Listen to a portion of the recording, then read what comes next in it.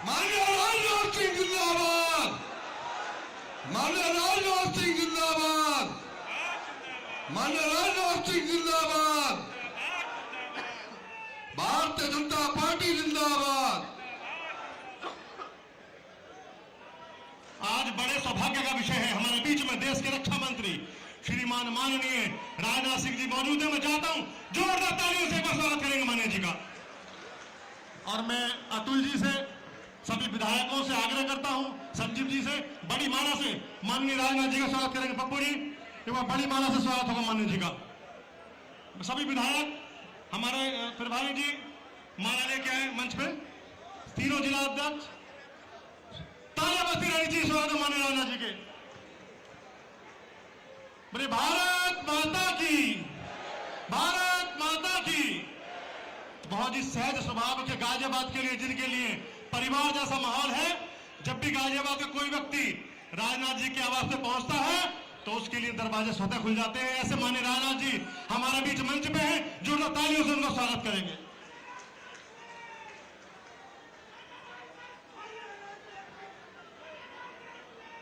बहुत बहुत बैठ। अब मैं आग्रह करूंगा सभी लोग व्यवस्था बना लेंगे मंच की। जो लोग पीछे एक बार पीछे व्यवस्थित हो जाएंगे, पीछे वाले लोग पीछे रहेंगे, अरविंद जी पीछे आ जाएंगे। अब मैं आग्रह करूंगा अतुल जी भाई साहब से, सुनील जी से कि एक स्मृति चिन्ह देके माननीय राजनाथ जी का स्वागत करेंगे। स्मृति चिन्ह पप्पू जी। और इसका लोकसभा के प्रभारी, लोकसभा के संयोजक श्रीमान प्रभारी हमारे विजय शुक्ला जी आएंगे। एक स्मृति चिन्ह लाओ और माननीय राजनाथ जी का स्मृति चिन्ह देके। आप भाटी जी भी, भाटी जी रहेंगे लोकसभा प्रभारी। तालियां बजती रहनी चाहिए। लाइए भैया उसमें चिन्ह।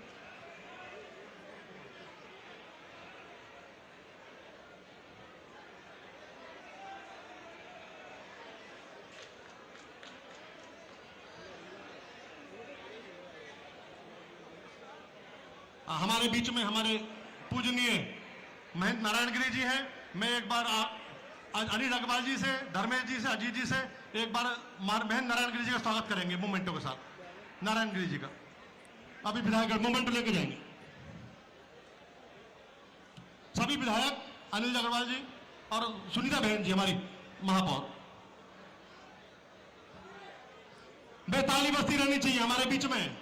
हमारे आइडियल, हमारे ऐसे जो गाजियाबाद से बहुत ही विशेष लगाव रखते हैं माननीय राजनाथ जी हैं। पवन सिन्हा जी हमारे बीच में हैं।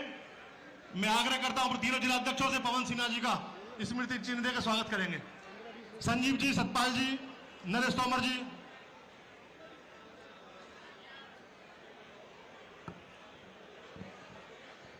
बहुत धन्यवाद। अब मैं सीधा अपने महानगर अध्यक्ष संजीव शर्मा जी को आमंत्रित करता हूं। एक बार भाषण का परिचय देंगे और जो भी मंच पे सब लोग हैं उनका स्वागत करेंगे। संजीव शर्मा जी।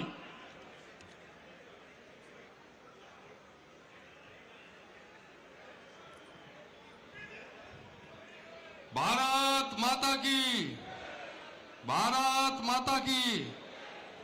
हमारे सबके चहेते गाजियाबाद के पूर्व सांसद, भाजपा के पूर्व राष्ट्रीय अध्यक्ष और देश के रक्षा मंत्री और गाजियाबाद के सभी कार्यकर्ताओं के अभिभावक और संरक्षक माननीय राजनाथ सिंह जी आज मंच पर है। एक बार सब जोरदार तालियों के साथ आपका स्वागत करें। आपका गाजियाबाद आगमन पर हम आपका बहुत स्वागत, अभिनंदन करते हैं। और एक बात, आप एक बार सांसद गाजियाबाद से बने तभी से गाजियाबाद की जनता के दिलों पर आप राज करते हैं।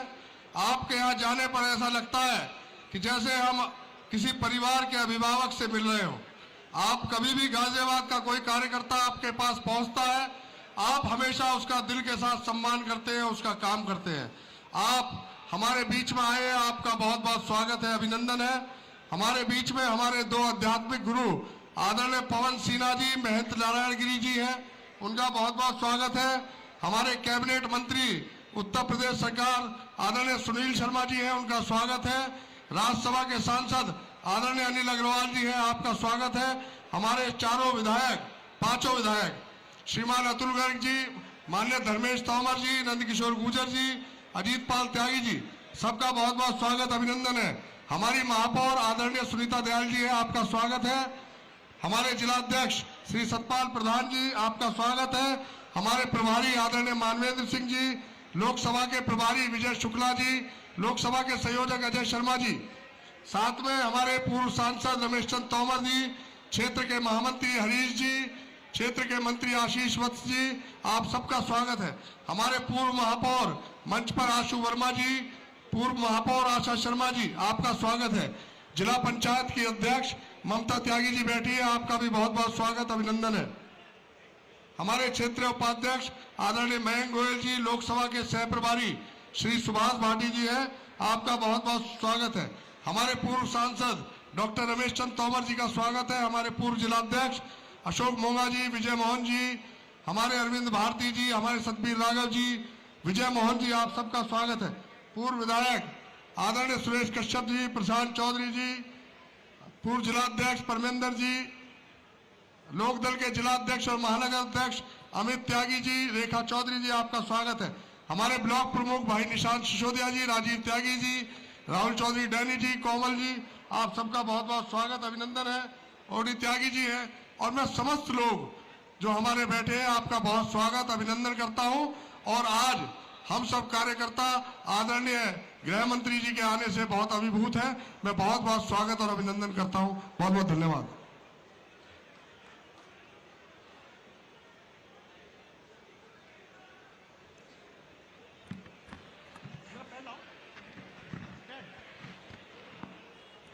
हमारे बीच में साहिबाद विधानसभा से बहुत वोटों से जीतने वाले, सर्वाधिक वोटों से जीतने वाले और प्रदेश सरकार में कैबिनेट मंत्री बड़े भाई सुनील शर्मा जी, मैं आग्रह करता हूं सुनील शर्मा जी एक बार जोरदार तालियों सुनील जी का स्वागत करेंगे। आए अपना मार्गदर्शन दें, तालियां बजाएं सुनील जी के लिए।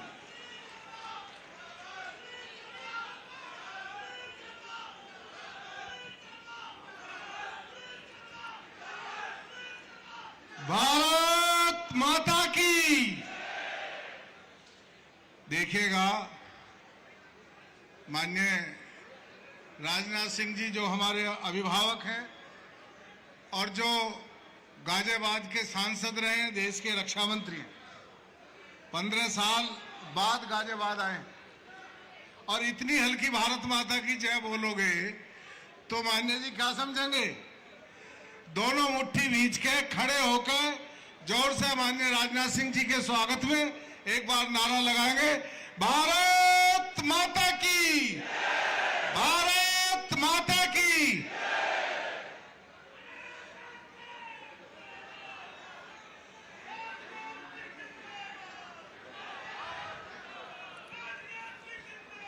जिंदाबाद जिंदाबाद जिंदाबाद जिंदाबाद।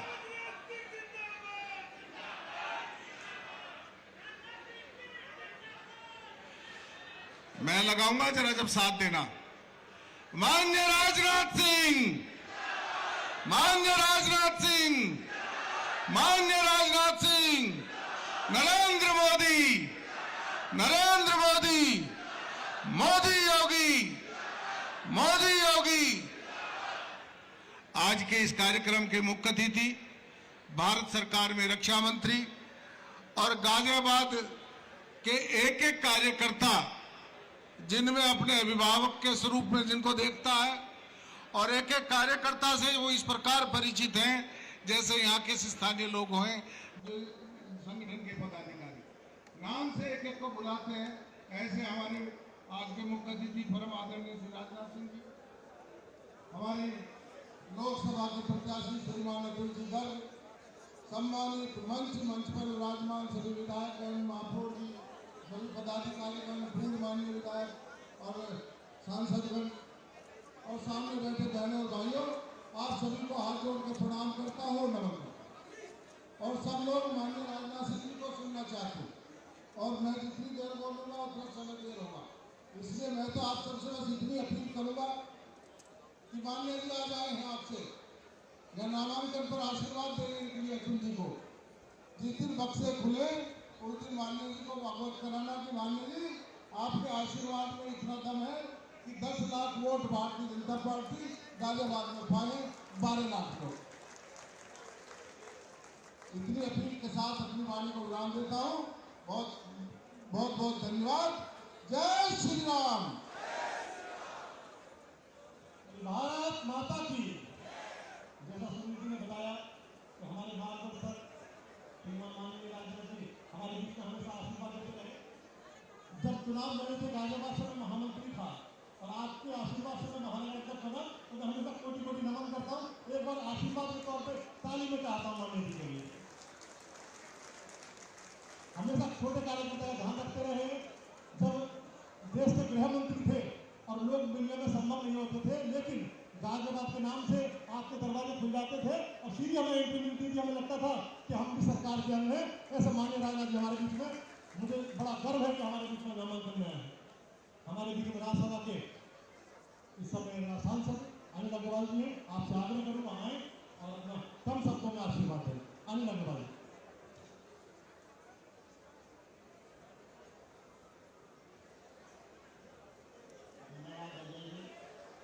भारत माता की, भारत माता की जय श्री राम, जय जय श्री राम। आज के इस बहुत ही भव्य कार्यक्रम में उपस्थित हम सबके अभिभावक, संरक्षक, भारत सरकार के रक्षा मंत्री आदरणीय राजनाथ सिंह जी, जिनका गाजियाबाद के हर कार्यकर्ता को आशीर्वाद मिलता रहता है। आज के कार्यक्रम में हमारे प्रत्याशी श्री अतुल गर्ग जी, महेंद्र नारायण गिरी जी, आदरणीय गुरु जी पवन सिन्हा जी, यहाँ उपस्थित समस्त मंच और मेरे सामने बैठी गाजियाबाद की देवतुल्य जनता, हम सब आज माननीय राजनाथ सिंह जी को सुनने आए हैं। लेकिन आप सबसे मैं अपील करना चाहता हूँ। हम सब कार्यकर्ताओं की आवाज़ दिल्ली तक पहुँची है और एक ऐसा हमें प्रत्याशी मिला है जो आप सबके अपने बीच का है। तो ये जो हमारी आवाज़ पहुँची है इसे सार्थक हमें करना है और इतना ज़्यादा वोट दीजिए, इतना वोट दीजिए कि दिल्ली वाले भी ये महसूस करें कि प्रत्याशी का चयन सही हुआ है। आप सबसे अपील करता हूँ कि अपना वोट, अपने परिवार का वोट, अपने मित्रों का वोट सुबह ही 7 बजे डलवाएं। ये ना सोचें कि अभी थोड़ी देर बाद हम आपको वोट डाल देंगे। सबसे पहले मतदान, फिर जलपान। आप सबको बहुत बहुत मेरा प्रणाम, धन्यवाद। जय हिंद, जय भारत।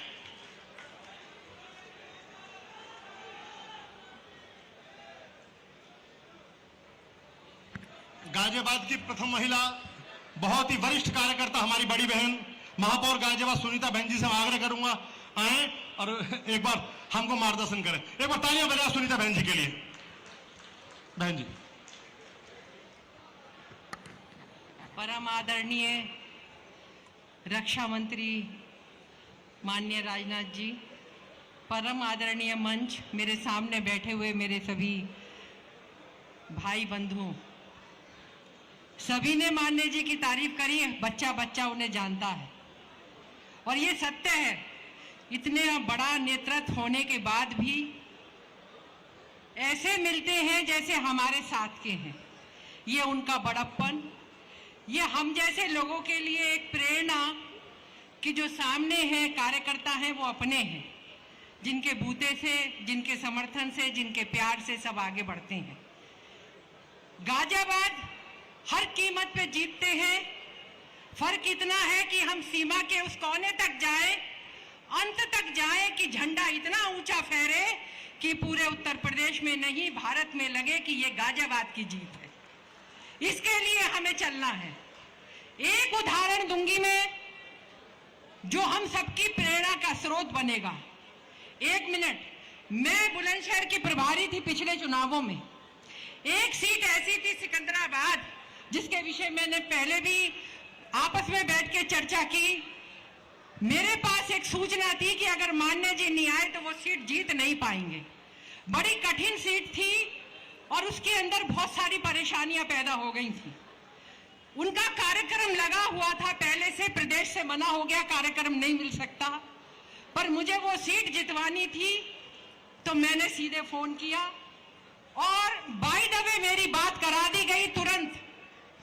मैंने जब उनसे अनुरोध किया कि आप नहीं आए तो ये सीट नहीं जीत सकती, क्योंकि वहां के जितने भी लोग थे वो इतने प्रभावित थे कि यही चेहरा, यही आवाज उस सीट को जिताने में सक्षम था। जब मैंने कहा तो सारे कार्यक्रम छोड़ के इन्होंने कार्यक्रम दिया। जिस सीट की संभावना 2000 जीत की थी वो हम 26,000 से जीते थे।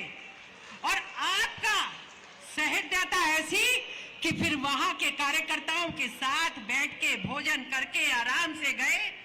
ये है राजनाथ सिंह, जो आम जनता के साथ, आम कार्यकर्ताओं के साथ स्नेह से गार्जियन बन के खड़े रहते हैं। मैं इस सबके द्वारा आपका सम्मान करती हूं और इसी के साथ अपनी वाणी को विराम देती हूं। जय हिंद। बहुत धन्यवाद बहन जी। मान्य जी, गाजियाबाद के कार्यकर्ताओं के प्रति आपका स्नेह लगातार बना ही रहता है। 2009 में जब चुनाव लड़े तो कार्यकर्ताओं ने बहुत शानदार जीत आपको दिलाई, 14 में भी, 19 में भी, और इस बार अतुल जी हैं तो मुझे लगता है कि वो और ज्यादा परिश्रम कर रहे हैं। लोकल फॉर वोकल की बात करते हुए मुझे लगता है इस बार नया रिकॉर्ड बनाएंगे। एक बार तालियों से एक बार स्वागत करेंगे अतुल जी का भी। हमारे बीच में गाजियाबाद के जो हमारा मठ है दूधेश्वरनाथ, बहुत पवित्र मठ है, उसके जो हमारे महंत श्रीमान नारायण गिरी जी हैं, मैं आपके चरणों में शीश निभाते हुए आग्रह करूंगा आए और हम सबको अपना आशीर्वाद दें। मैं नारायण गिरी जी के लिए तालियां एक बार हो जाए।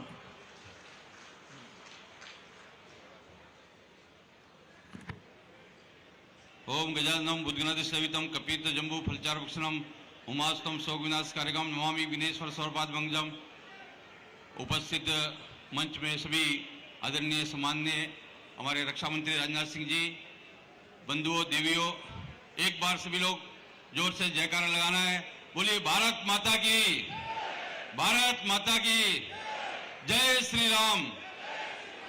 बंधुओं, देखिए भारतवर्ष में हमारा ये पूरा संपूर्ण विश्व के अंदर में सत्य सनातन संस्कृति के अंदर में ममवान से जीव लोग जीव भूता सनातना, हम लोग आदिकाल से सनातनी हैं, परंतु इन 10 वर्षों में भारत भूमि में नहीं, पूरा विश्व के अंदर में जहां पर सनातन को पूर्ण रूप से स्थापित होने में ये वर्तमान सरकार का पूर्ण रूप से योगदान है। और आने वाले में जो बचा कुचा है, जो बचा हुआ है, वो आगे आने वाले 5 साल में और पूरा होने वाला है। तो आप सबसे निवेदन है, आप सब लोग समझते हैं कि अतुल गर्ग जी को बहुत भारी मतों से विजय बनाना है। जय श्री राम, हर हर महादेव। जय श्री राम। हमारे बीच में आध्यात्मिक गुरु डॉक्टर पवन सिन्हा जी हैं, जो समय समय पे हमारा मार्गदर्शन करते रहते हैं। आज हमारे मंच की शोभा बढ़ा रहे हैं। मैं सीधा सीधा पवन गुरु जी से आग्रह करूंगा आए और मंच को आशीर्वाद प्रदान करें। बहुत समृद्ध मंच है आज।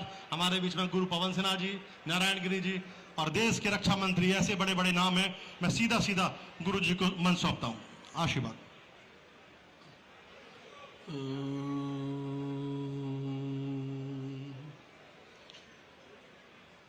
एक बार सबकी तरह हम लोग भी जोर से जयकारा करेंगे। भारत माता की जय, जय श्री राम। आज मैं सम्मानित मंच पे सबके नाम ना लेते हुए 2 प्रमुख नाम लूंगा। एक हमारे बहुत यशस्वी, प्रतिष्ठित और अंतर्राष्ट्रीय स्तर पर जाने वाले और वहां से भारत के लिए प्रतिष्ठा लाने वाले ऐसे हमारे रक्षा मंत्री माननीय श्री राजनाथ जी, और जिनके लिए वो आए हैं ऐसे श्री अतुल गर्ग जी। इसके इतर मंच पे जितने भी प्रतिष्ठित लोग हैं मैं उनको हृदय से नमन करता हूं। सब जितने प्रतिष्ठित लोग हैं मैं आप सभी की उपस्थिति को नमन करता हूं। और एक बात कहना चाहता हूं, हम सबको राम राज्य चाहिए कि नहीं? राम राज्य चाहिए कि नहीं? राम राज्य चाहिए कि नहीं? और ये हम सब की मेहनत शुभकामनाओं से मिलेगा जब हम श्री अतुल जी को वह विजयी सेहरा पहनाएंगे तो हमको राम राज्य मिलेगा, क्योंकि राम राज्य के लिए जो लगे हुए हैं ऐसे यशस्वी माननीय प्रधानमंत्री जी और हमारे रक्षा मंत्री जी जो यहाँ पर उपस्थित हैं, और वो बेहद सरल है, सजग भी हैं, और मैं उनकी सरलता के अनेक उदाहरण दे सकता हूँ। आप सब भी जानते हैं, मेरे निजी अनुभव भी हैं उनके साथ, ये आप लोगों के भी अनुभव रहे होंगे।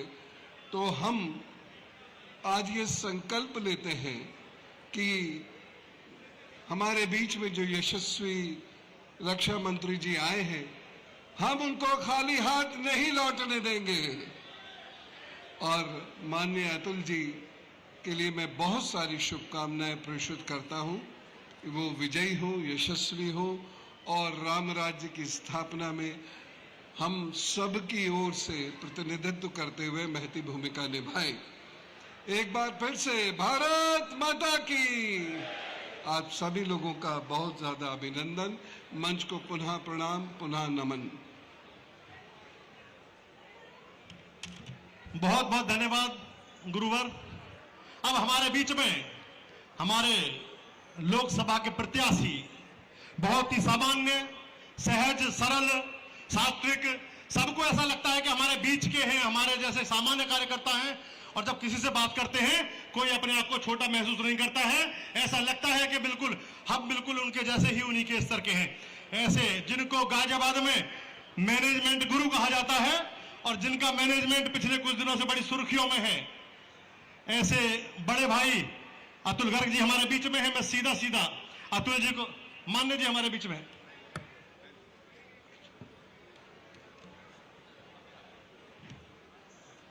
मान्य जी अभी 1 मिनट में आ रहे हैं।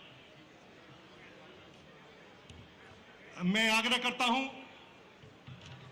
मानवेंद्र जी हमारे जिले के प्रभारी हैं, एक बार मार्गदर्शन करेंगे हमारा। मानवेंद्र जी पूर्व क्षेत्रीय अध्यक्ष रहे हैं, लगातार बड़ी बड़ी रैलियों को संभालने का काम करते रहे हैं। हमारा सौभाग्य है कि महानगर और गाजियाबाद जिले को उनका मार्गदर्शन मिलता रहा है। मैं चाहता हूं एक बार उनका कम शब्दों में अपना मार्गदर्शन प्राप्त करेंगे श्रीमान मानवेंद्र। भारत माता की, भारत माता की। अपने लोकप्रिय, सर्वप्रिय प्रत्याशी आदरणीय अतुल गर्ग जी, जिनकी इस नामांकन सभा में हम सभी कार्यकर्ता बंधुओं को, उपस्थित जनमानस को अपने श्रद्धेय माननीय रक्षा मंत्री जी राजनाथ सिंह जी का अभी आशीर्वाद वचन मिलने वाला है। मंच पर उपस्थित हमारे लोकप्रिय प्रत्याशी अतुल गर्ग जी, सम्मानित सभी विधायकगण, सम्मानित सांसद, सम्मानित हमारे जिलाध्यक्ष द्वय, सम्मानित हमारे लोकसभा के प्रभारी, संयोजक, अपने सम्मानित प्रबुद्धजन, सामने उपस्थित सभी हमारे नागरिक बंधु, कार्यकर्ता बंधु, हम सभी लोगों को मालूम है कि ये लड़ाई सब लोगों के लिए बहुत ही चुनौतीपूर्ण, हम भारतीय जनता पार्टी के लोग मान के चलते हैं। हम कभी भी अतिविश्वास में नहीं रहते हैं। पिछली बार हमने जिन मतों से इस लोकसभा को जीता था, निस्संदेह आपके समर्थन से, आपके प्रयासों से हम इस बार उससे बहुत बड़ी लीड पा करके आज हम गाजियाबाद में अपना लक्ष्य निर्धारित किए हैं। और उस लक्ष्य को प्राप्ति करने के लिए मंचासीन सभी हमारे पदाधिकारी बंधु, सम्मानित जन, हमारे सामने उपस्थित सभी नागरिक बंधुओं से यही आग्रह है कि हम अपने लक्ष्य को बहुत बड़ी मात्रा में, बहुत अतिविश्वास के साथ न रहते हुए हम लक्ष्य को प्राप्त करेंगे, ऐसी ही अभिलाषा है। यदि हमने 5 से जीता है लोकसभा चुनाव पिछली बार का, तो इस बार हम 8 लाख के ऊपर का लक्ष्य निर्धारित करेंगे। निस्संदेह आपके प्रयासों से, जनता के सहयोग से हम इस लक्ष्य को प्राप्त करेंगे। अपने भाई अतुल गर्ग जी जो हमारे लोकसभा के प्रत्याशी हैं, उनको बहुत बहुत शुभकामनाएं देते हुए मैं अपनी वाणी को विराम देता हूं। जय हिंद, जय भारत। बहुत धन्यवाद भाई साहब। हमारे प्रभारी जी ने अभी विषय दिया हमारा। मुझे 2-3 चीज कहनी है कार्यकर्ताओं के बारे में। हमारे सभी लोकसभा के 31 मंडल अध्यक्ष, मंडल प्रभारी, लोकसभा संचालन समिति के सभी सदस्य, 5 विधानसभाओं के संयोजक, प्रभारी, आप सभी लोग जो चुनाव में दिन रात मेहनत कर रहे हैं, ऐसे सब लोगों को बधाई देता हूं। और मैं चाहता हूं एक बार उन लोगों के लिए तालियां बजाएं जो लोग लगातार सुबह शाम रात में मेरे बीच में काम कर रहे हैं। और हमारे बीच में ये कार्यक्रम है, इसमें लोकदल के जिलाध्यक्ष भी हैं, महानगर अध्यक्ष भी हैं, सामने चौहान साहब, टीटू जी, लोकदल के बड़े नेता भी बैठे हैं। सब लोगों का बहुत बहुत स्वागत है। अब सीधा हमारे बीच के बड़े बहुत ही सामान्य, सहज, सरल, लगातार हमारे बीच में बने रहते हैं और जिनको मैनेजमेंट गुरु के नाम से लगातार हम पुकारते रहते हैं, और अब तो मैनेजमेंट में कोई लगता भी नहीं है, कोई संशय है, ऐसे अतुल गर्ग जी हमारे बीच में मैं सीधा आमंत्रित करता हूं आए और हमको अपने मार्गदर्शन दें। जोरदार तालियों से एक बार अतुल जी का स्वागत करेंगे।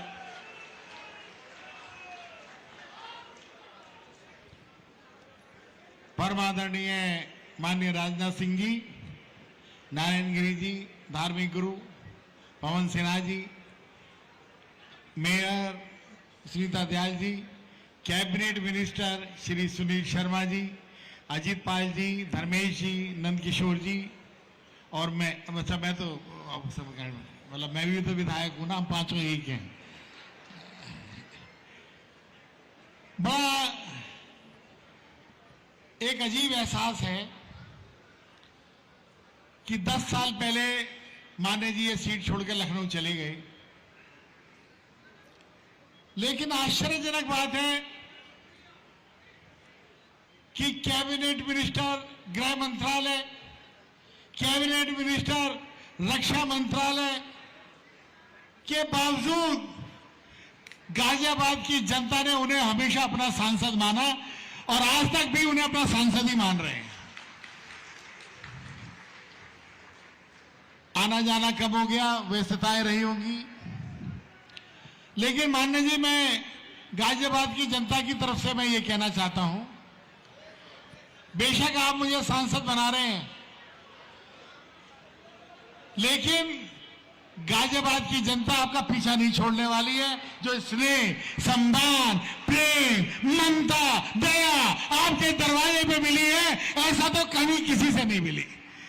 गाजियाबाद का कार्यकर्ता रक्षा मंत्री से मिल रहा हो और 1 सेकंड के अंदर फोन मिला दे और रात को टेलीफोन आ जाए, बताओ भाई क्या बात है। अरे मान्य जी, ये एक संदेश है कि कार्यकर्ता कहीं भी पहुंच जाए, पर वो कार्यकर्ता रहता है, मिनिस्टर बाद में बनता है। और ये बात एक कार्यकर्ता ही करता है कि जिसने उत्तर प्रदेश के अंदर भारतीय जनता पार्टी को जमाने के लिए मोटरसाइकिल के अंदर गांव-गांव की धूल खाई हो, ऐसे हमारे माननीय राजनाथ सिंह हैं। आप सबके सामने मैं ये कहना चाहता हूं कि जो कार्यकर्ता के अंदर से ही सभासद बनता है, कार्यकर्ता के अंदर से ही कोई विधायक बनता है, कार्यकर्ता के अंदर से ही कोई सांसद बनता है, तो सांसद, विधायक, सभासद और कार्यकर्ता के बीच में अंतर नहीं रहना चाहिए। हर रोज बात होनी चाहिए, हर विकास की बात होनी चाहिए। कार्यकर्ता को इतना अधिकार होना चाहिए कि वो हाथ पकड़ करके कैबिनेट मिनिस्टर का, सांसद सा अपने काम करा सके, अपनी बात कह सके। ऐसा वातावरण गाजियाबाद के अंदर बनना चाहिए और बनेगा। इसी के साथ ही मैं अपनी बात समाप्त करता हूं। बहुत बहुत धन्यवाद। भारत माता की। जोरदार तालियां बजनी चाहिए अतुल जी के लिए। अब हम सबको जिसका इंतजार था, गाजियाबाद के ही नहीं पूरे भारतवर्ष के कार्यकर्ताओं के दिलों की धड़कन, जिनके नेतृत्व में माननीय मोदी जी को पहली बार प्रोजेक्शन किया, माननीय जी राष्ट्रीय अध्यक्ष थे, आज मोदी जी देश का नेतृत्व कर रहे हैं, तो उन्हीं के द्वारा उनको आगे लाया गया, उस समय हम सब देखते थे कि माननीय राजनाथ जी के नेतृत्व में पूरा भारतवर्ष कितने जोरदार तरीके से चल रहा है। किसानों और जवानों के मसीहा और गाजियाबाद के हर कार्यकर्ता की पसंद, जब से सांसद रहे हैं उसके बाद से आज तक हम सब लोग आपको सांसद मानते आए हैं, आगे भी मानते रहेंगे। अतुल जी बनेंगे सांसद तब भी हम मानेंगे कि अतुल जी में आपकी छवि हम देखेंगे। ऐसे माननीय राजनाथ जी हमारे बीच में आने वाले हैं। मैं चाहता हूं एक बार अपने स्थान पर खड़े हो जाएंगे और जोरदार अभिनंदन करेंगे माननीय राजनाथ जी के लिए। माननीय राजनाथ जी जिंदाबाद, माननीय राजनाथ सिंह जिंदाबाद, जय जय श्री राम।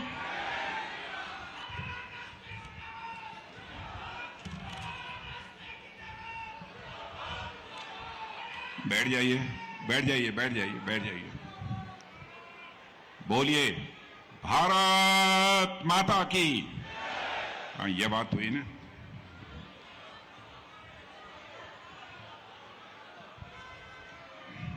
इस कार्यक्रम के सभापति और जिनका मैं बेहद सम्मान करता हूं, और आज से नहीं बल्कि लंबे अरसे से, पूज्य महंत श्री नारायण गिरि जी महाराज, और यहां पर एक आध्यात्मिक गुरु डॉक्टर पवन सिन्हा जी का भी मैं बेहद सम्मान करता हूं, क्योंकि इनके प्रारंभिक जीवन से मैं अच्छी तरह परिचित हूं और आध्यात्मिक जगत से भी किस तरीके से उन्होंने अपनी भूमिका निभाई है, बराबर उसे मुझे देखने का अवसर प्राप्त होता है। श्री अजीत प्याल जी तागी, विधायक मुरादनगर, श्री नंद किशोर जी गुजर, श्री धर्मेश जी तोमर, सुनील शर्मा जी का नाम कहां चला गया भाई, हमारे उत्तर प्रदेश सरकार के कैबिनेट मंत्री श्री सुनील जी शर्मा, श्रीमती सुनीता दयाल जी मेयर गाजियाबाद, अनिल अग्रवाल जी राज्यसभा सांसद, एमएलसी दिनेश गोयल जी, श्रीमती ममता त्यागी, मानवेंद्र सिंह जी, विजय शुक्ला जी, अजय शर्मा, लोकसभा संयोजक श्री संजीव शर्मा, महानगर अध्यक्ष सतपाल प्रधान जी, जिलाध्यक्ष नरेश तोमर जी, अमित त्यागी जी, श्रीमती रेखा चौधरी, हरीश जी ठाकुर, मयंक गोयल, मानसिंह गोस्वामी, आशीष वत्स, बिबू बंसल, नगर पालिका चेयरमैन पिलकुआ श्री सुभाष भाटी, आदरणीय बलदेव राज जी शर्मा, श्री आशु वर्मा, और इस सभा में मौजूद मेरे सभी सम्मानित बहनों एवं भाइयों, लंबे अरसे के बाद गाजियाबाद की किसी सार्वजनिक सभा को संबोधित करने के लिए आप सबके सामने खड़ा हुआ हूं। लंबे समय के बाद आया हूं, फिर भी आप लोगों ने बहुत ही गर्मजोशी के साथ मेरा स्वागत किया है। फूलों की हार पहनाकर आपने स्वागत किया है, तालियां बजाकर आपने स्वागत किया है। लेकिन मैं जानता हूं भारत की परंपरा है और शिष्टाचार का तकाजा है, स्वागत और अभिनंदन कभी एक तरफा नहीं होना चाहिए। इसलिए मैं भी अपनी तरफ से शीश झुकाकर गाजियाबाद के सभी बहनों भाइयों का हार्दिक अभिनंदन करता हूं, आप सभी का स्वागत करता हूं।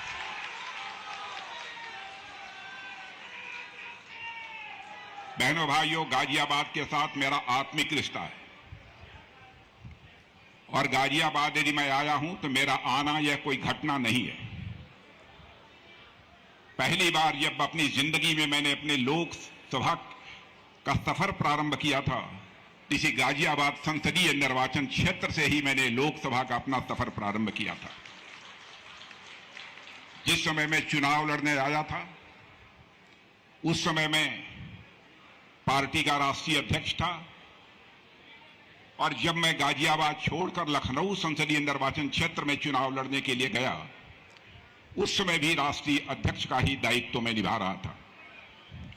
जब आया था गाजियाबाद चुनाव लड़ने के लिए, लोगों ने कहा गाजियाबाद की सीट बहुत कठिन सीट है। हमारे नेताओं ने दिल्ली में भी मुझे समझाने की कोशिश की कि गाजियाबाद से आपको चुनाव नहीं लड़ना चाहिए, क्योंकि आप राष्ट्रीय अध्यक्ष हैं, यह सीट हारी हुई है, और ऐसी ही सीट से आपको चुनाव लड़ना चाहिए जहां से कि भारतीय जनता पार्टी को विजय प्राप्त हुई हो। लेकिन बहनों भाइयों, मैंने ठान लिया था, क्योंकि बहुत पुराना गाजियाबाद के साथ हमारा रिश्ता था। मैंने अपने नेताओं को भी कहा, मैं पूरी तरह से आश्वस्त हूं कि यदि मैं गाजियाबाद संसदीय निर्वाचन क्षेत्र का प्रत्याशी बन के चुनाव के मैदान में उतरूंगा तो वहां की जनता का मुझे आशीर्वाद प्राप्त होगा और भारी मतों से विजय प्राप्त करके मैं भारत की संसद में पहुंचूंगा। जो सोचा था वही हुआ। लगभग लाख वोटों से आप लोगों ने विजय दिलाई। 2014 आया, परिस्थितियां सारे देश में बदल चुकी थी। आदरणीय नरेंद्र मोदी जी प्रधानमंत्री पद के उम्मीदवार घोषित हो चुके थे। पार्टी ने उस समय फैसला किया कि मोदी जी भारत की सांस्कृतिक राजधानी वाराणसी से लड़ेंगे, तो उत्तर प्रदेश की राजधानी लखनऊ से पार्टी के राष्ट्रीय अध्यक्ष राजनाथ सिंह को चुनाव लड़ना चाहिए। यह पार्टी का फैसला था और मैं कह सकता हूं उसी फैसले के अनुसार ही मैंने यहां चुनाव लड़ने का फैसला किया और आप सब ने अपने प्यार से मेरी झोली भर दी। मेरे बहनों भाइयों, फिर से मैं आप सबके प्रति अपना आभार व्यक्त करना चाहता हूं। मैं आपको याद दिलाना चाहता हूं 2014 और 2019 अपने चुनाव अभियान की शुरुआत हमारे आज के प्रधानमंत्री मोदी जी और मैंने यदि कहीं से की थी तो मेरठ से हम लोगों ने किया था। मेरठ गाजियाबाद में मैं जानता हूं जो कुछ भी होता है उसका असर केवल उत्तर प्रदेश में ही नहीं होता है बल्कि सारे हिंदुस्तान में होता है। 1857 का प्रथम स्वतंत्रता संग्राम यदि किसी ने याद होगी यह बात, वह घटनाएं, तो मेरठ से यह प्रारंभ हुआ था। मेरठ ने किस प्रकार करिश्माई काम किया था उस समय प्रथम स्वतंत्रता संग्राम के दौरान, इससे मैं समझता हूं कि यहां का भी बच्चा अच्छी तरह परिचित होगा। उसके बाद जब मैं लखनऊ चला गया, पार्टी ने बीके सिंह जी को यहां से चुनाव के मैदान में उतारा।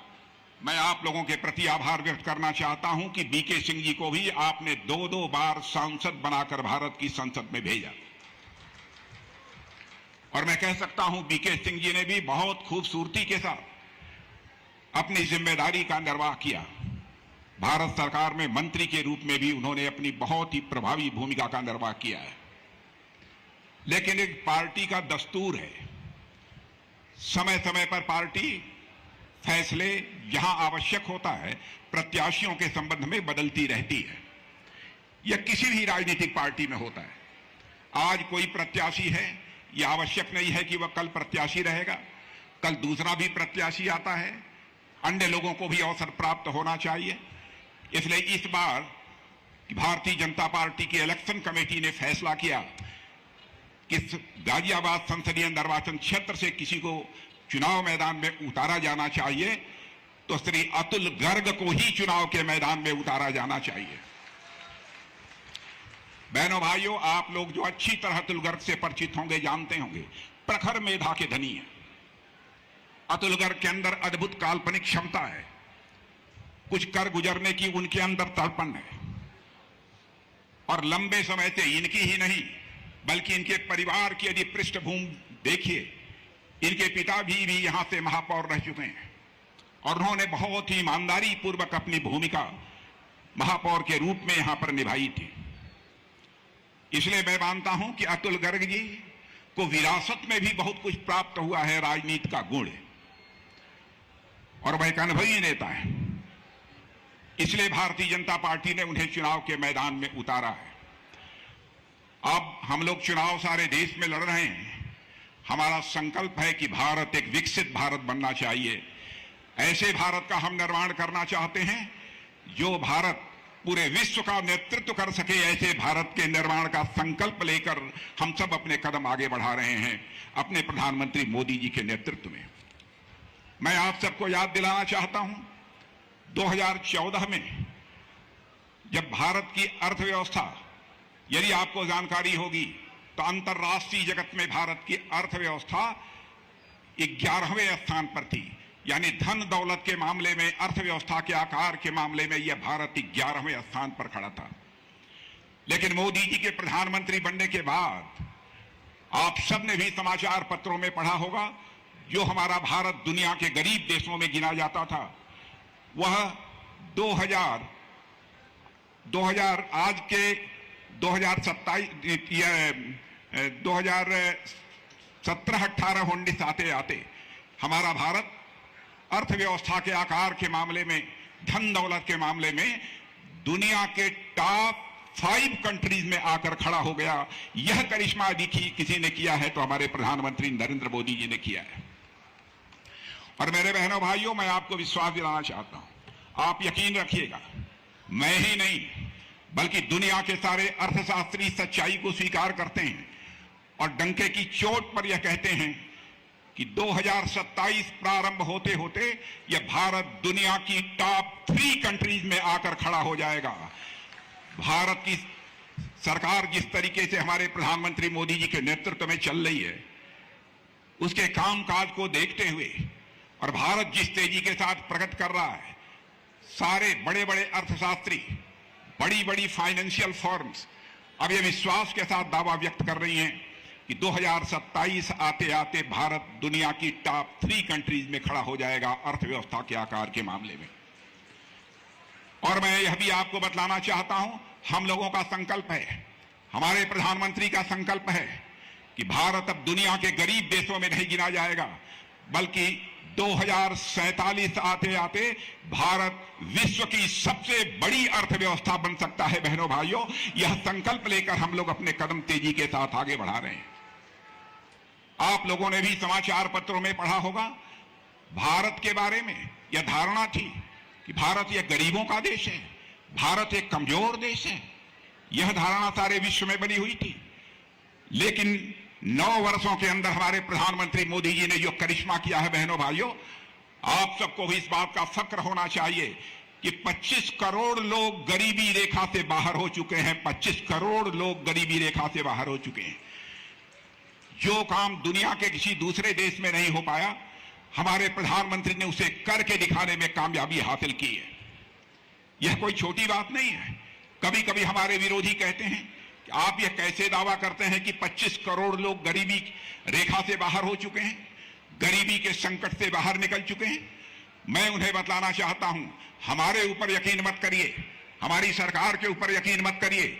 यह नीति आयोग का दावा है, और नीति आयोग का ही नहीं बल्कि विश्व की जो अंतर्राष्ट्रीय जो हमारी फाइनेंशियल फर्म हैं, वित्तीय संस्थाएं हैं, वह दावा कर रही हैं कि 7, 8, 9 वर्षों के अंदर मोदी जी के नेतृत्व की सरकार ने वह करिश्मा किया है कि भारत में 25 करोड़ लोग गरीबी रेखा से बाहर हो गए। भारत, मेरे बहनों भाइयों, अब यह कमजोर भारत के रूप में नहीं जाना जाता। भारत अब यह ताकतवर देश बन चुका है दुनिया का। पहले अंतर्राष्ट्रीय मंचों पर भारत कुछ बोलता था तो भारत की बातों को दुनिया गंभीरता पूर्वक नहीं लेती थी। कहते थे कि भारत तो कमजोर देश है, भारत तो गरीब देश है। हमारे भारत के बारे में यह धारणा थी, लेकिन हमारे प्रधानमंत्री मोदी जी ने करिश्मा किया है, मेरे बहनों भाइयों। आज अंतर्राष्ट्रीय मंचों पर भारत कुछ बोलता है तो सारी दुनिया कान खोलकर सुनती है कि भारत बोल क्या रहा है। यह भारत की हैसियत बनी है। अंतर्राष्ट्रीय जगत में भारत का कद तेजी के साथ बढ़ा है, और आज कहीं भी विश्व में कोई घटना होती है, विश्व के बड़े बड़े राष्ट्राध्यक्षों की नजर यदि किसी की तरफ होती है तो हमारे प्रधानमंत्री मोदी जी की तरफ होती है। मेरे बहनों भाई, मैं आपको याद दिलाना चाहता हूं, आप लोगों ने भी समाचार पत्रों में पढ़ा होगा, रूस और यूक्रेन के बीच का युद्ध विगत 2 वर्षों से चल रहा है। रूस की तरफ से भी लगातार मिसाइलें चल रही हैं, यूक्रेन की तरफ से भी मिसाइलें चल रही हैं।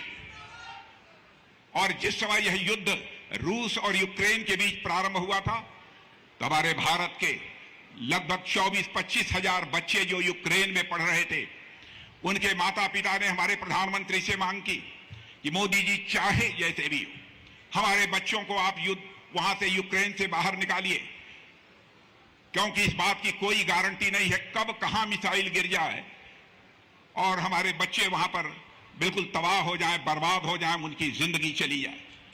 हर माता पिता को भारत में चिंता थी। बहनों भाइयों, दुनिया का कोई प्रधानमंत्री जिस काम को नहीं कर पाया, हमारे प्रधानमंत्री ने करके दिखा दिया। उन्होंने टेलीफोन घुमाया, रूस के राष्ट्रपति मिस्टर पुतिन से बात की और यूक्रेन के राष्ट्रपति मिस्टर जेलेंस्की से बात की। और इतना ही नहीं, दुनिया का जो सबसे ताकतवर देश अमेरिका माना जाता है, अमेरिका के राष्ट्रपति मिस्टर बाइडेन से बात की। और बहनों भाइयों, आपको फक्र होना चाहिए, 4.5 घंटे के लिए युद्ध रुक गया और हमारे 22,500 भारतीय बच्चे यूक्रेन से चलकर भारत आ गए। यह है भारत, यह है भारत। सारी दुनिया के राष्ट्राध्यक्ष भी कहते हैं 21वीं सदी दुनिया में किसी देश की है तो हमारे और आपके देश की है, भारत की है। मेरे बहनों भाइयों, मैं उस संकट की भी आपको याद दिलाना चाहता हूं। कोरोना था। कोरोना के संकट से केवल भारत ही नहीं जूझ रहा था, बल्कि कोरोना के संकट से सारा विश्व जूझ रहा था। कोरोना का संकट जब भारत में पैदा हुआ तो उस समय आपको जानकर आश्चर्य होगा कि यह जो वैक्सीन लगाई जाती है, टीका जो लगाया जाता है कोरोना के इलाज के लिए, कोरोना को रोकने के लिए, यह वैक्सीन, यह टीका भारत में नहीं बनता था। हमारे प्रधानमंत्री मोदी जी ने यह संकल्प लिया कि यदि दुनिया के दूसरे देशों में कोरोना का यह वैक्सीन बन सकता है तो भारत में क्यों नहीं बन सकता। उन्होंने चटपट अपनी यात्रा बेंगलोर के लिए निश्चित की और बेंगलोर में जाकर वहां के वैज्ञानिकों से बातचीत करके भारत के वैज्ञानिकों का हौसला बढ़ाया।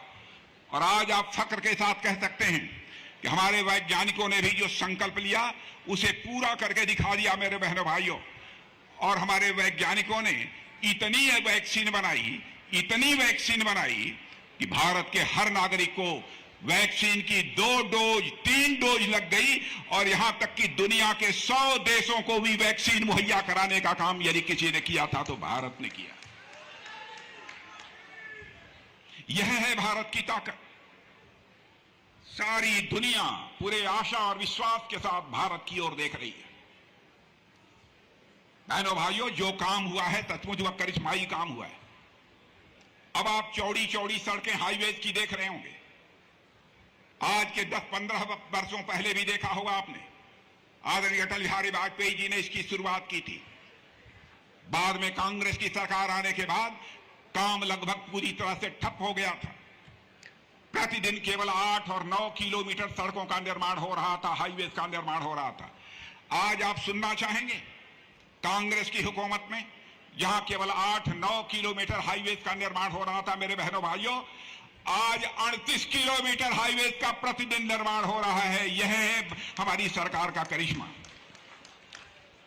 विदेशी मुद्रा भंडार हमारा पूरी तरह से खाली पड़ा हुआ था।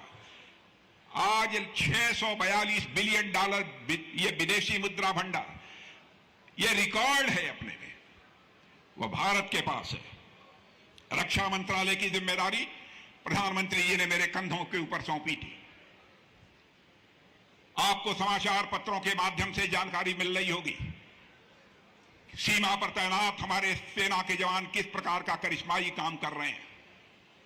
हमारे सेना के जवानों ने जो करिश्माई काम किया है, सारे विश्व को यह संदेश चला गया है मेरे बहनों भाइयों कि भारत अब कमजोर भारत नहीं रहा है, बल्कि भारत अब दुनिया का ताकतवर देश बन चुका है।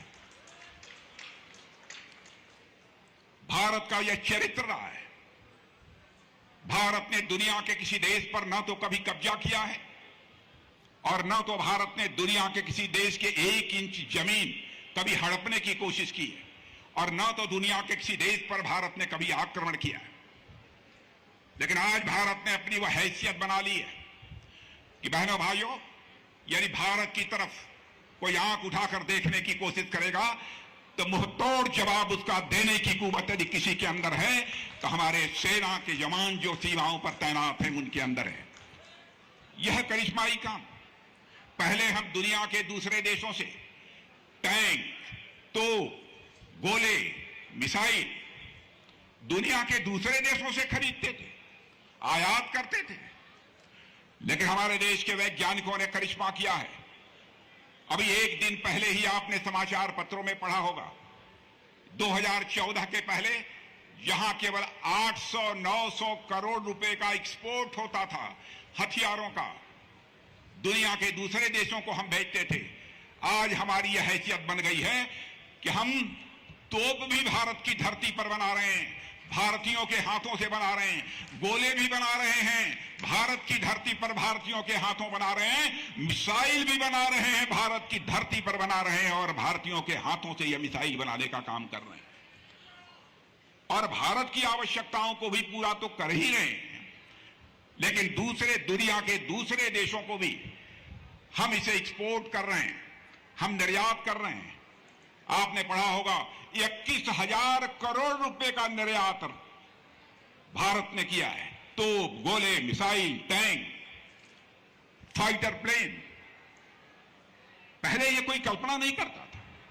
ये सब सारे करिश्माई काम लगे। मेरे बहनों भाइयों, भ्रष्टाचार, मैं आपको याद दिलाना चाहता हूं कि जितने भी कांग्रेस की सरकारें रही हैं, आपने देखा होगा शायद ही ऐसी कोई सरकार रही हो कांग्रेस की जिस पर कि भ्रष्टाचार के आरोप न लगे हों। यहां तक कि 1-2 बार कांग्रेस के मंत्रियों को भ्रष्टाचार के आरोपों के कारण जेल की हवा खानी पड़ी थी। ऐसे हालात हो गए थे। और यहां तक कि प्रधानमंत्री राजीव गांधी जी, बहनों भाइयों, मैं किसी प्रधानमंत्री की कोई आलोचना नहीं करता हूं, क्योंकि मैं मानता हूं प्रधानमंत्री यह व्यक्ति नहीं होता है, संस्था होता है। मैं आलोचना नहीं करता हूं, लेकिन यहां पर राजीव गांधी जी की मजबूरी की मैं चर्चा करना चाहता हूं। राजीव गांधी जी ने एक बार कहा, मैं क्या करूं, मैं ऊपर से 100 पैसा भेजता हूं नीचे, लेकिन बामुश्किल लोगों की जेबों में केवल 14 पैसा 15 पैसा पहुंच पाता है। यह मजबूरी उन्होंने व्यक्त की। लेकिन आपने देखा उस चुनौती को जिससे कि कांग्रेस का कोई प्रधानमंत्री निपट नहीं पाया, उस चुनौती को स्वीकार करने का काम यदि किसी ने किया तो भारत के माता के सपूत नरेंद्र भाई मोदी ने किया। मेरे बहनों भाई, आज आधार, मोबाइल, जनधन की एक ऐसी ट्रीटी बना दी है, कि मेरे बहनों भाइयों, आज यदि दिल्ली के बैंक से 100 पैसा चलता है तो 100 का 100 पैसा आपकी जेब में पहुंचता है। 1 पैसा भी भ्रष्टाचार की भेंट नहीं चढ़ने पाता। यह करिश्माई काम भी यदि किसी ने किया है तो हमारे प्रधानमंत्री ने किया है।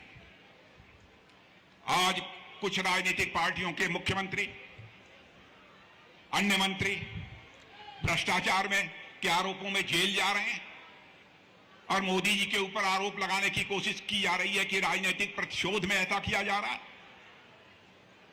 बहनों भाइयों,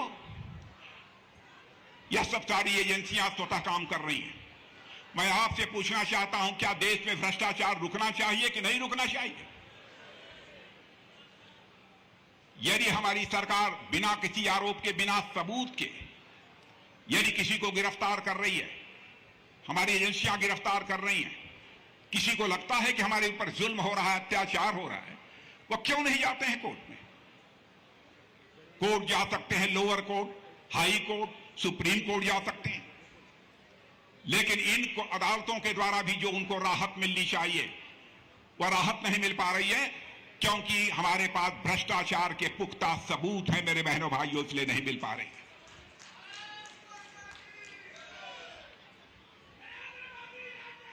अब यह कोई आरोप लगाने के लिए चाहे कोई जो भी आरोप लगा दे,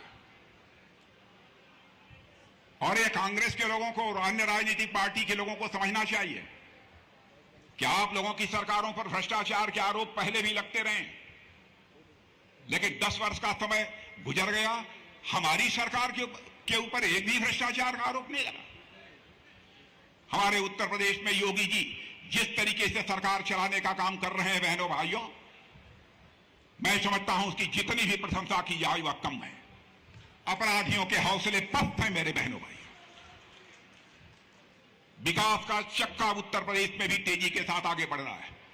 यह सब हो रहा है तो हमारे प्रधानमंत्री मोदी जी के आशीर्वाद से, उनके दृढ़ संकल्प के कारण और योगी जी के अथक परिश्रम के कारण ही यह सब सारी चीजें यहां पर हो रही हैं।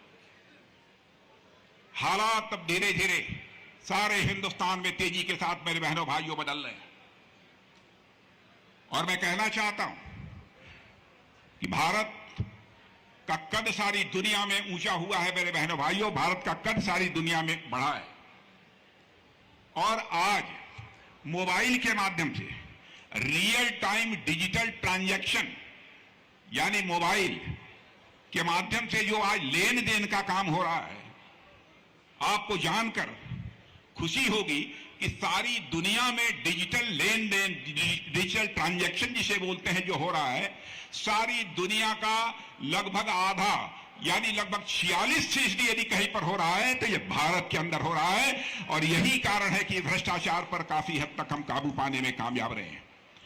यह करिश्मा है भारत का। क्या क्या नहीं किया हमारी सरकार ने। 4 करोड़ से अधिक लोगों को जिनके पास अपना सिर ढकने के लिए छत नहीं था, उनको छत मुहैया कराने का काम आजाद भारत के इतिहास में पहली बार हमारे प्रधानमंत्री ने किया। शौचालय बनना चाहिए। 10 साल में 11 करोड़ से अधिक शौचालय बनाने का काम यदि किसी सरकार ने किया तो मोदी जी के नेतृत्व की सरकार ने किया है। जब पहले शौचालय बनाना उन्होंने प्रारंभ किया तो हमारे कांग्रेस के कुछ दोस्त कहते थे, क्या यह सरकारों का काम है कि वह शौचालय बनाए? बहनों भाइयों, गरीब परिवारों की माताएं बहनें नित्य क्रिया के लिए उन्हें बाहर जाना पड़ता था। आलीशान महलों में रहने वाली चाहे मां बहन हो, चाहे झोपड़ी में रहने वाली मां बहन हो, सबकी इज्जत है, सबकी प्रतिष्ठा है, उसके सम्मान है और उसकी सुरक्षा करना यह हमारी सरकार की जिम्मेदारी है। बहनों भाइयों, इस संकल्प के आधार पर हमारे प्रधानमंत्री ने यह फैसला किया। लंबे समय से कांग्रेस की हुकूमत इस हिंदुस्तान में थी। 19,000 गांव ऐसे पड़े हुए थे जहां पर कि लोगों ने बिजली की रोशनी नहीं देखी थी। आज हिंदुस्तान का कोई गांव शेष नहीं बचा है जहां पर कि रोशनी न पहुंच गए। राशन के लिए, राशन लेने आप में से भी बहुत सारे लोग जाते होंगे राशन की दुकानों पर। घंटों आपको इंतजार करना पड़ता था, लेकिन आज आधार का अंगूठा मशीन पर दबाइए, लगाइए और क्षण भर में अपना राशन पाइए और घर जाइए। यह सुविधा भी पहली बार इस आजाद भारत में किसी ने मुहैया कराई है तो हमारे प्रधानमंत्री ने मुहैया कराई है। कई जीवन बीमा की योजनाएं उन्होंने जिस तरीके से प्रारंभ की है उससे भी आप अच्छी तरह परिचित हैं। दिल की बीमारी, मैं जानता हूं आजकल दिल की बीमारी भी बहुत होती है। दिल की बीमारी में जो स्टंट लगता है वह पहले लगभग 1 लाख रुपए में मिलता था, 1 लाख रुपए में। और आज आपको जानकर करिश्मा होगा कि हमारी सरकार के संकल्प के कारण आज 7,500 रुपए में स्टंट लोगों को प्राप्त होता है और लोगों की जिंदगी बचाई जा रही है बड़ी संख्या में। सस्ते दर पर दवाइयां जन औषधि केंद्रों पर उपलब्ध हो रही हैं। यानी जो दवा सामान्य दुकान पर 100 पैसे में मिलती है, जन औषधि केंद्र पर चले जाइए, वही दवा आपको 80 रुपए में मिलेगी।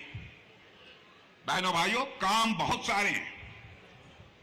मैं सारे कामों की यदि गणना करना प्रारंभ करूं तो एक लंबा समय लगेगा, लेकिन यही कहना चाहता हूं भारतीय जनता पार्टी के संबंध में कि बहनों भाइयों, हम जो कहते हैं वह करते हैं। और मैं आपको याद दिलाना चाहता हूं, जब हम लोग जनसंघ के रूप में काम कर रहे थे उस समय जो हम लोगों ने अपने चुनावी घोषणा पत्र में कहा था वही चीज हम बार बार दोहराते रहे। लोग यह कहते थे, यह जनसंघ वाले, जब हम भाजपा बन गए, बीजेपी बन गए, तब भी यदि वही बातें हम दोहराते रहे तो लोग कहते थे कि बराबर एक ही रट यह बीजेपी वाले लगाए रहते हैं। मैं आपको याद दिलाना चाहता हूं, उस समय भी हम कहते थे कि जिस दिन भारत की संसद में हमको स्पष्ट बहुमत मिल जाएगा, अयोध्या की धरती पर भव्य राम का मंदिर बनने से दुनिया की कोई ताकत हमें रोक नहीं पाएगी।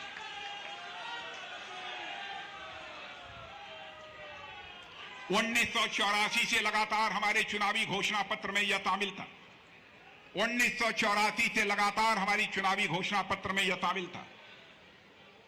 और विरोध पक्ष के लोग ये कहते थे, ये भाजपा वाले जब चुनाव आता है कहते हैं कि हमको बहुमत मिल जाएगा तो हम अयोध्या की धरती पर भव्य राम मंदिर बनाएंगे, लेकिन तारीख नहीं बताएंगे। बहनों भाइयों, आपने देखा 22 जनवरी आ गई और हमारे इस देश के यशस्वी प्रधानमंत्री मोदी जी ने भगवान रामलला की प्राण प्रतिष्ठा कर दी। अब रामलला अपनी कुटिया से निकल के अपने महल में आ चुके हैं। बहनों भाइयों, राम राज्य भारत में आने से दुनिया की अब कोई ताकत रोक नहीं सकती।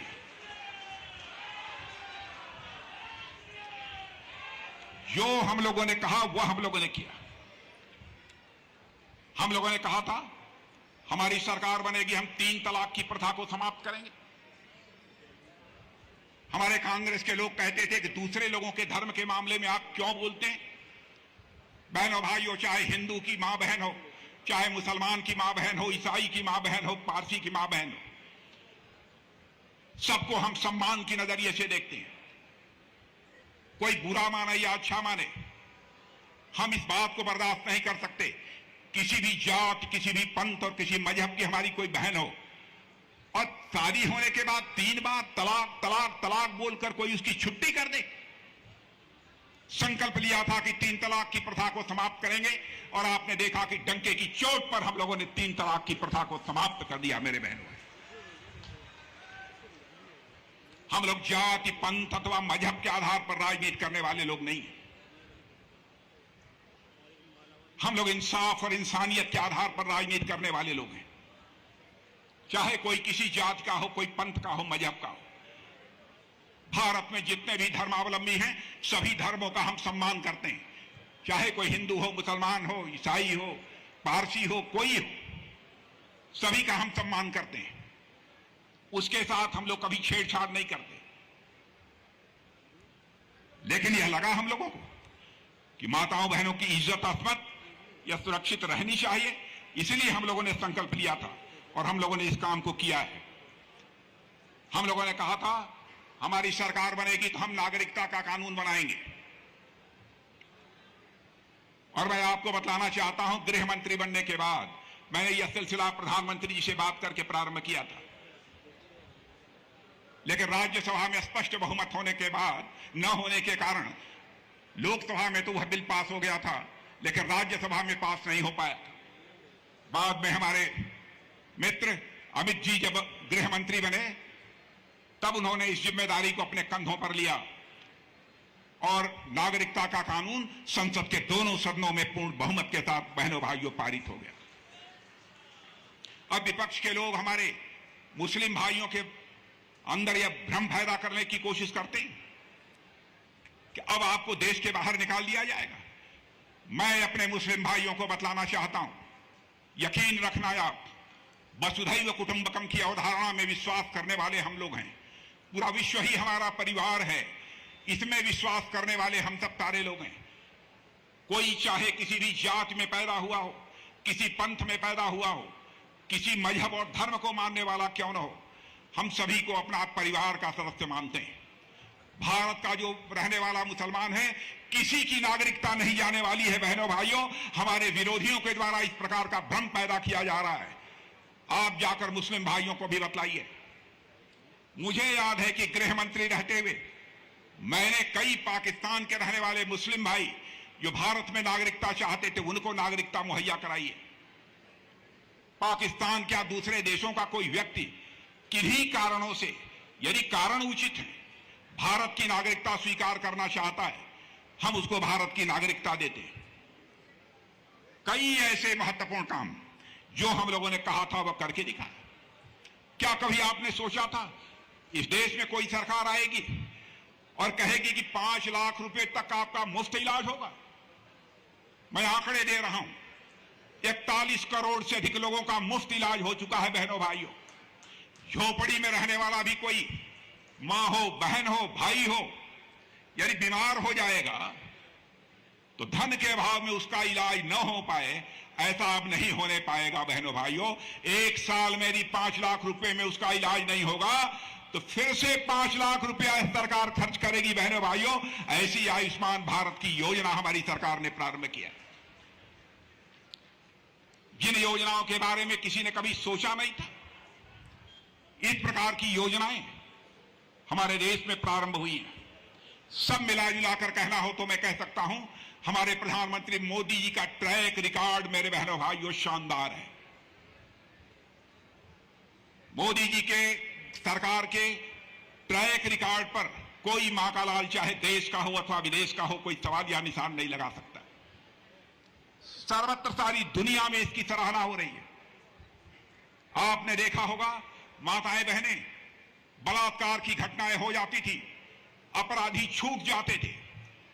हमारी सरकार ने यह फैसला किया माताओं बहनों की इज्जत को ध्यान में रखते हुए, यदि कहीं पर कोई रेप की घटना हुई और बस सिद्ध हो गई तो बहनों भाइयों फांसी की सजा दी जाएगी, फांसी की सजा दी जाएगी, उन्हें माफ नहीं किया जाएगा। भारत के ऋषियों और मनीषियों ने कहा है कि यत्र नार्यास्तु पूज्यन्ते तत्र देवता रमन्ते। जिस देश में नारियों की पूजा होती है वहां देवता रमण करते हैं। ऐसे साहसिक कदम इसके पहले की सरकारों ने क्यों नहीं उठाया? इसलिए नहीं उठाया, चिंता इस बात की रहती थी कहीं हमारा वोट बैंक खिसक न जाए, कहीं लोग हमसे नाराज न हो जाएं।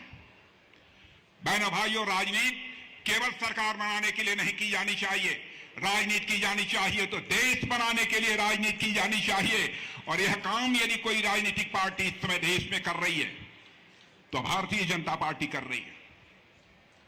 इसलिए मैं आप सबसे अपील करने यहां पर आया हूं कि मेरे बहनों भाइयों, इंडी अलायंस कई राजनीतिक पार्टियों ने फैसला किया हमारे विरोध के, राजनीतिक पार्टियों ने, अब हम लोग मिलजुल कर चुनाव लड़ेंगे, बीजेपी को हराएंगे, बीजेपी को पटकनी देंगे।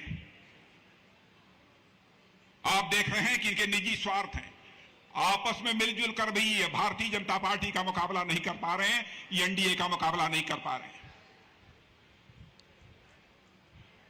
मुझे पूरा विश्वास है कि इस देश की जनता उनको भी मोए मोए कर देगी, यानी टाई टाई फिक्स कर देगी इंडिया अलायंस को भी, पक्का विश्वास है। अतुल गर्ग जी को बहुत सोच समझकर भारतीय जनता पार्टी ने चुनाव के मैदान में उतारा है। आपने सारे विधायक यहां पर जो बनाए सभी अपनी जिम्मेदारी का निर्वाह कर रहे हैं। हमारे सुनील शर्मा जी बड़े पुराने विधायक, कई बार विधायक रह चुके हैं, गाजियाबाद का सम्मान किया हमारी प्रदेश की सरकार ने, और सुनील शर्मा जी को छोटा मोटा मंत्री नहीं बनाया बल्कि कैबिनेट मंत्री बनाया है उत्तर प्रदेश सरकार में। वैसे ही हमारे अजीत पाल त्यागी जैसे डायनेमिक विधायक, नंद किशोर गुर्जर जैसे गतिशील विधायक, धर्मेश तोमर जी जैसे विधायक अपनी जिम्मेदारी का निर्वाह कर रहे हैं। और हमारी यहां की महापौर प्रथम नागरिक सुनीता जी की तो बातें ही छोड़िए, हमारे सुनीता दयाल जी से कोई टकरा कर तो देखे।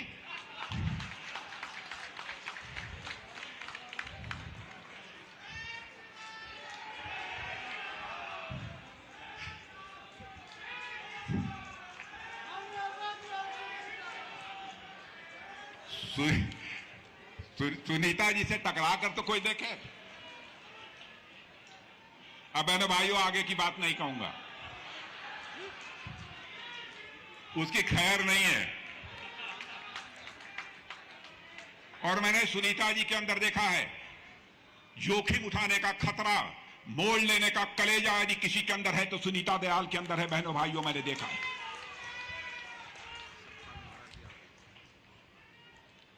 तो ऐसे ऐसे लोगों को आपने बहुत सोच समझकर, नाप तोल कर अपना जनप्रतिनिधि बनाया है।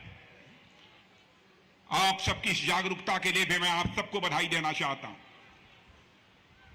और जब 2009 में भारतीय जनता पार्टी की हालत सारे देश में अच्छी नहीं थी, तब आपने, मैं एकदम जोखिम लेकर यहां पर आया था, सब लोग मुझे डरा रहे थे, लेकिन बहनों भाइयों, आप लोगों ने भारतीय जनता पार्टी की झोली भर दी 2009 में भी, और मुझे सांसद बनाकर भारत की संसद में भेजा था। और तब से जो सिलसिला जो हमारा लोकसभा का प्रारंभ हुआ वह आज भी जारी है। लेकिन यकीन रखना बहनों भाइयों, जहां भी रहूंगा, जिस रूप में रहूंगा, मैं अपने गाजियाबाद के बहनों भाइयों के एहसान को किसी भी सूरत में भूलूंगा नहीं। जब भी जिसने समय मांगा है,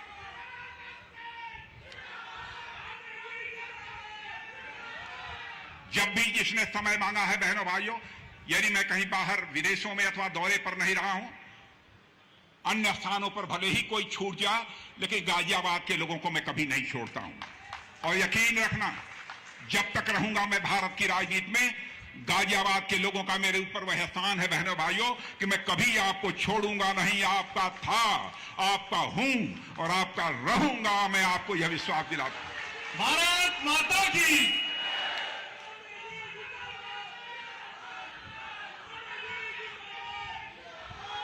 और आपको जानकर यह खुशी होगी, सार्वजनिक सभाएं प्रारंभ हो रही हैं सारे देश भर में। हम 3-4 लोगों को सारे देश का दौरा करना होगा। हमारे भी दौरे प्रारंभ हो रहे हैं, लेकिन मैंने यह तय किया था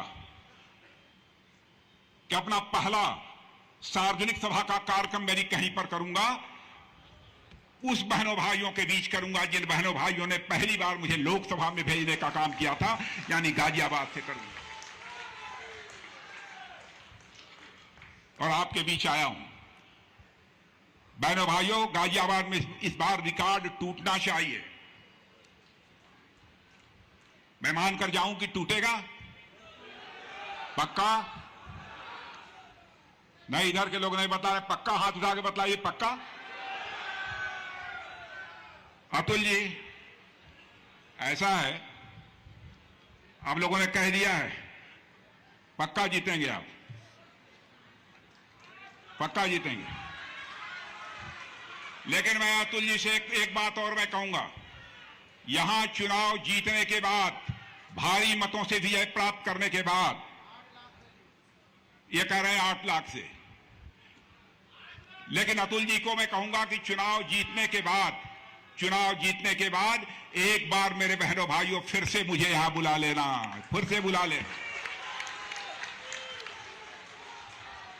और यदि दोबारा अतुल जी के जीतने के बाद मैं गाजियाबाद आना चाहूंगा, तो ऐसी मोटी फूलों की हार पहनकर अपना स्वागत कराने के लिए नहीं आना चाहूंगा, बल्कि शीश झुकाकर अपने परिवार के लोगों के प्रति आभार व्यक्त करने के लिए यहां पर आना चाहूंगा। एक बहुत बड़ा विश्वास लेकर मैं यहां से जा रहा हूं, और हमारी अखिल भारतीय स्तर पर जो सार्वजनिक सभाएं प्रारंभ हो रही हैं, यह हमारी पहली सभा है। और मुझे पक्का विश्वास है कि आप किसी भी सूरत में विश्वास को टूटने नहीं देंगे। मैं पुनः एक बार शीश झुकाकर गाजियाबाद के जो लोग यहां इस सभा में मौजूद हैं उनको भी, और जो सभा में मौजूद नहीं हैं उन सबके प्रति भी सम्मान की अभिव्यक्ति करते हुए अपना निवेदन समाप्त करता हूं।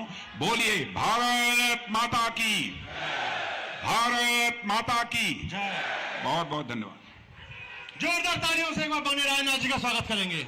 और आज के कार्यक्रम की अध्यक्षता कर रहे हैं श्रीमान सतपाल महाराज जी को मैं चाहूंगा, संजीव शर्मा जी, अतुल गर्ग जी एक स्मृति चिन्ह देंगे। हमारे बीच में थोड़ा सा विलंब से आए हैं, लेकिन हमारे कार्यक्रम की अध्यक्षता कर रहे हैं सतपाल जी महाराज जी। और जैसा माननीय राजनाथ जी हमेशा करते आए हैं, हमारा मान सम्मान बढ़ाते आए हैं, आज के कार्यक्रम की इन्होंने अपना पहली मीटिंग गाजियाबाद में की है पूरे भारतवर्ष को लेकर शुरुआत करते हुए, और तालियों से स्वागत करते हैं माननीय राजनाथ जी का भी।